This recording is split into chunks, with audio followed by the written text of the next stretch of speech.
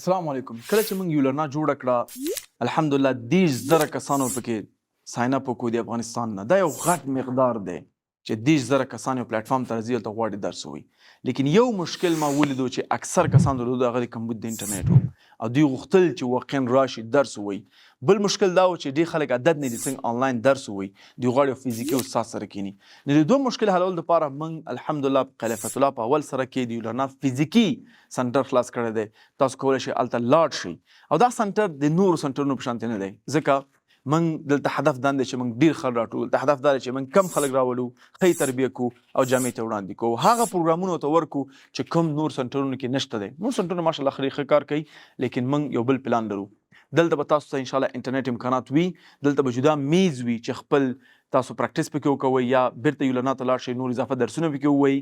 دلته به تاسو کافي شاپ وي، ښایسته شین چمن شته دی، داسې نور امکانات هم شته لیکچرونو دپاره چې فري لیکچرونه به راځي تاسو ته. لیکن ټول نه مهم بحث دا دی چې دلته یو نوی چیلنج غوندې لرم. هغه چیلنج دا دی چې موږ کوم پروګرام تاسو درکوو، که هغه یو ایکس ای واي دی، که ډیجیټل مارکیټینګ دی، چې هر یو تاته انتخاب دی، ته دا پروګرام ټول یو لرنا سره تکمیل کا او چې کله په دې پوه شوې چې دا پروګرام تاته مفید نه و، ګټه یې ونه کړه، تا چې زده نه کړل او په دې شرط چې ته راغلی کارخانګي او ټول هر څه دې ورکړي دي او بیا هم تاته مفید تمام نه شو، موږ ستا فیس تاته بیرته درکوو.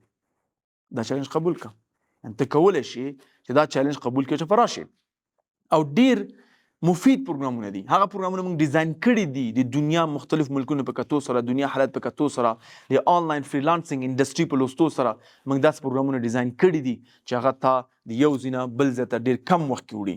زموږ دا واقعا امید دی چې ته خپل ژوند کې مثبت بدلون راولي. ډیجیټل مارکیټینګ شي، یو ایکس مارکیټر شي، یو ایکس ای واي زده کړې، فرنٹ اینډ ډیولپمنټ زده کړې، بیک اینډ ډیولپمنټ زده کړې، ویب ډیولپر شي، یو ښه انګلیسي زده کړې او موږ دا واقعا مسلکي استادانو ته نیولي دي او موږ تقاضا ده چې ته راشي، تاته موږ هر رقم امکانات برابر کړي دي او خپل درس شروع کړي.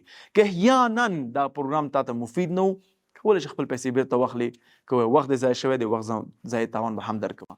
دا چلنج زما قبول کا. یو دفعه دا اراده وکړه چې خپل ژوند بدل کړي، مثبت یو شی زده کړه، تاسو په کوم جامعه کې یو مفید انسان پاتې شي، اسلام ته خدمت وکړي، مسلمانانو ته خدمت وکړي، خپل فامیل ته خدمت وکړي. لیکن دا پروګرامونه واقعا ډیر په فکر او په توجه سره ډیر زیات په پلانونو سره ډیزاین شوي دي تاسو دپاره. یو چکر د ویلان دفتر نه لیدنه وکړه، راشه پهله چای خو موږ سره وڅښه انشاءالله په خلیفة الله په اول سړک کې او غټ لوحه به لګېدلې وي. یو چکر زموږ دیدار وکړه انشاءالله، مطمئن په دیدار پښیمانه نه شي.